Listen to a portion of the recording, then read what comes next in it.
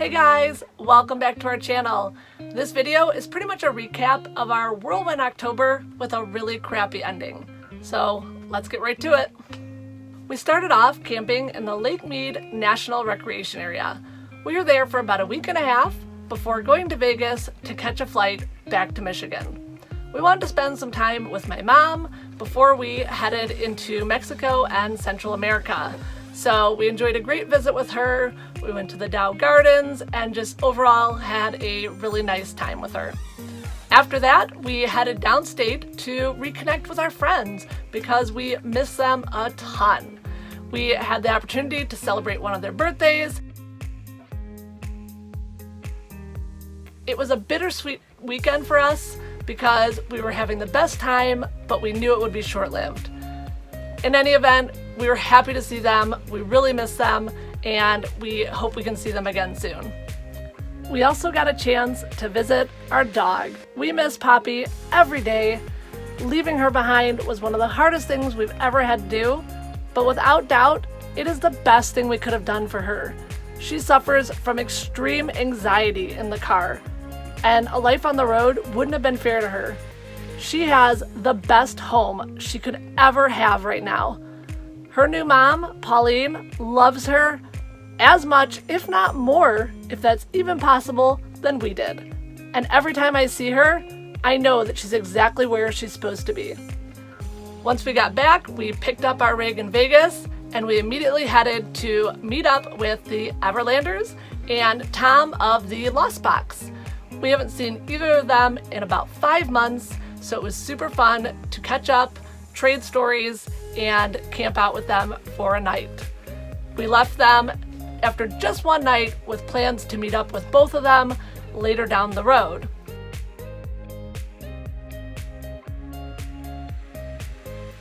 On our way to Sedona, we made a detour to Camp Verde, where we explored an abandoned hot springs resort.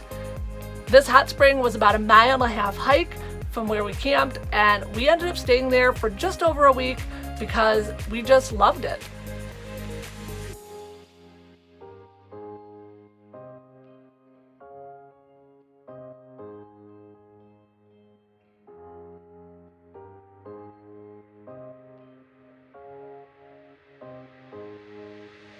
After that, we headed to Sedona for one last trip through the Red Rocks to say goodbye to somewhere that is really one of our favorite places in the Southwest. So while we were in Sedona is when our problems really started. All of a sudden, we were consuming so much oil. We were having to stop every 60 to 80 miles to dump oil in. It was really bad. Now, when we bought this truck in June, we knew there was blow-by in the engine. It wasn't extreme, but we knew there was a little bit, and there were a lot of signs that led us to believe that the previous owner just did not maintain the truck that well. We were really hoping that these issues were not going to be catastrophic. 7.3 engine should easily go to 500,000 miles, and when we bought it, it only had 190,000. And here we were at 194,000, and we were in trouble. We knew we needed to get some professional help. At this point, we had done a lot of repairs and upgrades to the engine ourselves, and we were just continuing to go downhill. So we decided to head towards Tucson, where we were going to meet up with Tom and camp out at his family's house. Our original plan was to camp out for a week or so, do some projects on the camper, and little did Tom know when he invited us that we would basically get stuck here. Well, that was depressing. Yes, it was. So, it seemed like we have to change our engine. I was really hoping that they could just fix the pistons. Yeah, but no. I mean, they could, but it would be pretty costly to fix the pistons. And all the information we're getting from a couple different shops is it's better just to put a new engine in. Yeah. Or a reman. Yeah, a new to us engine. A reman or a salvage engine. Mm-hmm. I'm just really disappointed that at this low of miles for a Ford 7.3 diesel that we have to get a new engine. Yeah, but it's always depend on the maintenance of the previous owners, and I mean, we knew when we bought the truck that there was a little bit of blow-by. Yeah, it is what it is. I'm just concerned about how much this repair is going to cost us. We don't know yet until we find an engine, how much this is going to cost us. We have a good estimate now on labor, but what is the engine cost? Yeah. Well, that's your baby. My area of expertise. Your area of expertise. Researching the best engine for the best price. I'm also worried, how long is this going to take? I mean, we were only planning to be at Tom's for a little bit, and now, we're kind of stuck here. Well, yeah. Without a truck, we're kind of stuck. Yeah. I'm grateful that, he's letting us camp there and that his family has been so, welcoming. I just feel really bad staying weeks and weeks and weeks. I know. But the good side is we were able to drop our camper, so there's some project inside the camper that we wanted to do, and at least while we don't have the truck, we can still work on the camper. It's not like if the camper and the truck were tied together and we had to stay in a hotel or something. Yeah, that would have been costly. Yeah. So I think if we're gonna break down, this is probably the best place to break down. Mm-hmm. I feel like we were already off the road, in Salt Lake, and now we're off the road again, and it's just a bummer. Yeah. It is what it is. Yep. All right, I guess I'm gonna go research and find a new engine. Yeah, something good. Wish me luck. So the first price I got for a remanufactured Ford engine, $10,145, not including labor. I about died. I thought, oh my God, we're totally screwed. This is going to kill us. I got that price, and I called around to a couple more places, checked that was the price for a Ford reman engine, decided very quickly that we were not getting a Ford reman engine.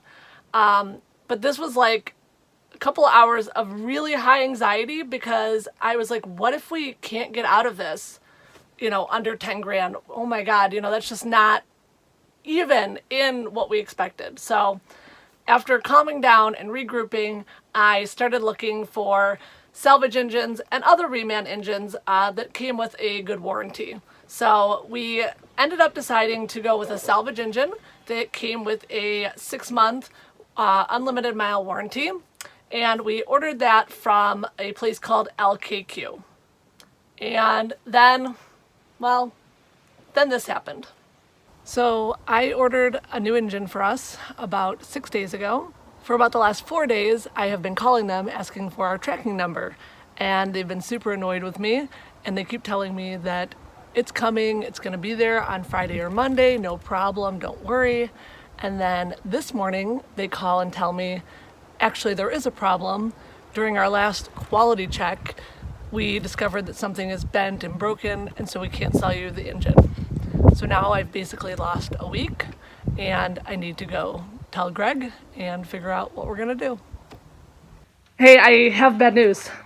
He has 4 horses. So I just got a call from LKQ. Uh-huh. The engine's not coming. Why?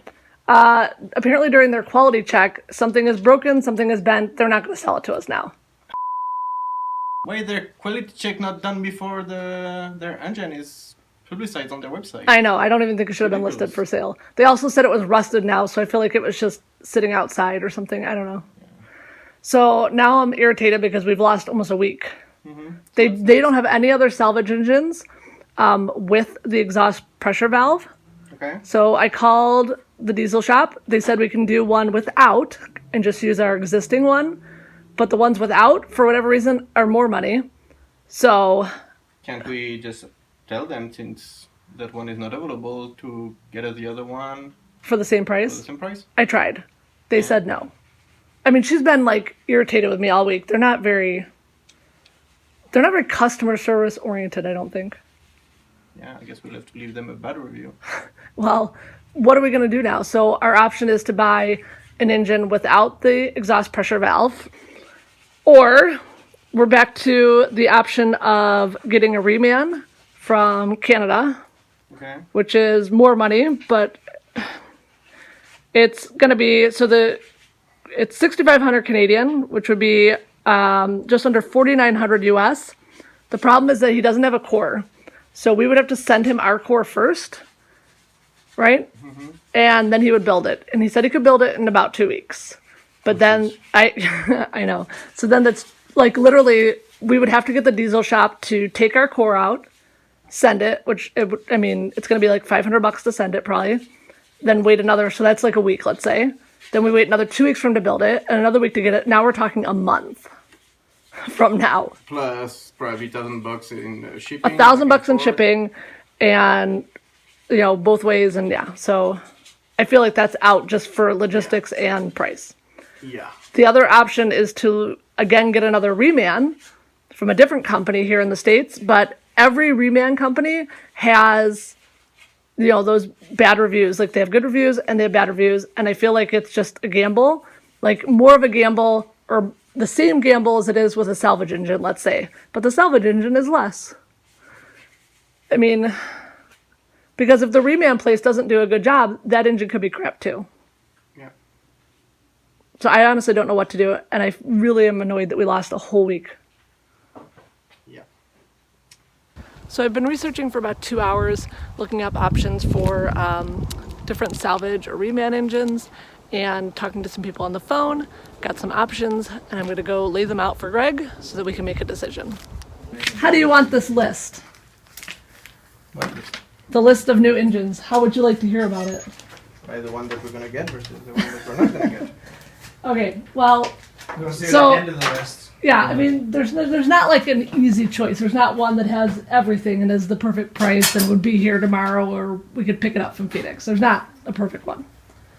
Here's what we've got. Are you ready? Mm-hmm.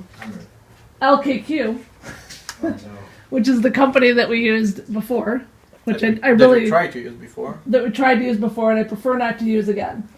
They do have a reman from a F350, although I did get in an argument with a girl about whether or not a 350 would fit into a 550. I think I could probably still work that out, since we know that it will.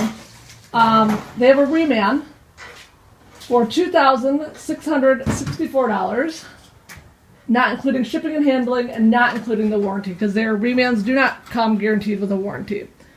So the What? length, I know it's weird.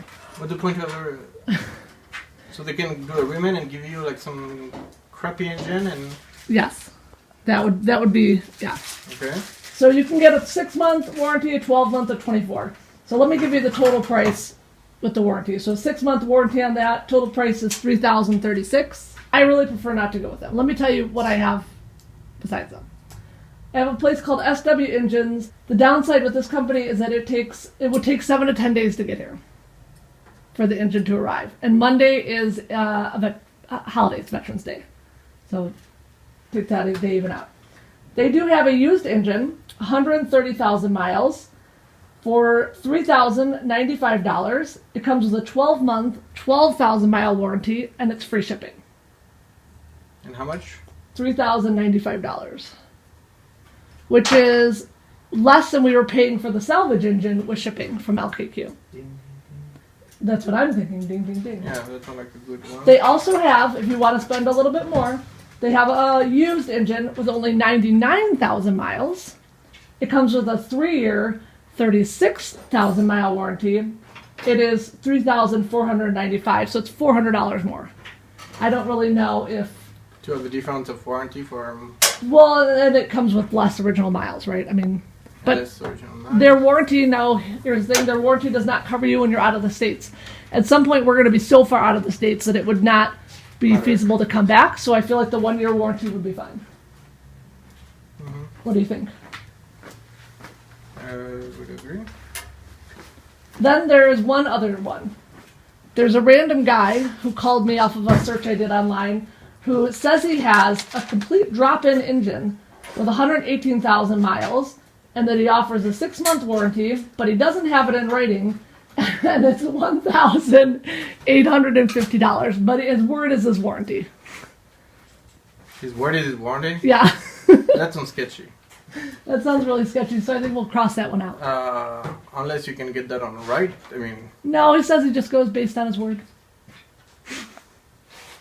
So I think that's a no-go. that's no way to do business. That's sketchy. So, does that mean we're with the $3,095 engine with a 12-month, 12,000 mile warranty? And it'll be here in 7 to 10 days? I guess. Oh, you want that? All right. I'm going to buy it then.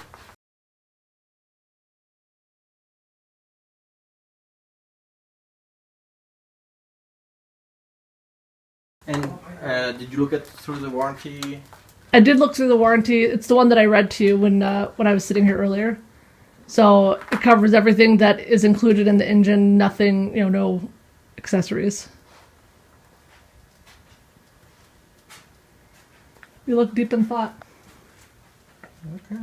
No, I just want to make sure that we cross all our T and Dot all our I's. dot all our I's. Yeah.